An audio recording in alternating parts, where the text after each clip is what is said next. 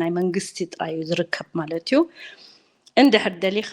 ከማን ካልእ ክትገብር ትኽእል ኢኻ ናትካ ኣብኡ ኣብ ናቶም ግን ብነፃ ከምዚ ሕጂ ክገብርዎ ኣይክእሉን እዮም ፐርከ እቲ ስራሕ ናቶም ስኒ እቲኦም ማእኸላይ ባንክ እቲኦም ናይ መንግስቲ ክወስድዎ ማለት እዮም እቲ ንኣብነት ለቃሕ ከማን እንድሕር ደሊኻስ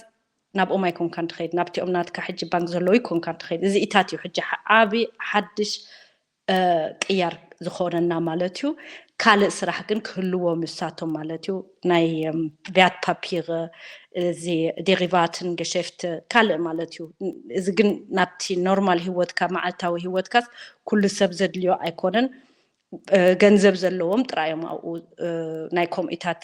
ኢንቨስት ክገብሩ ዝኽእሉ ማለት እዩ እቲ ኖርማል ሰብ ኢንቨስት ክገብር ዘይደሊ ወይ ተኽእሎ ዘይብሉ እኹል ገንዘብ ዘይብሉ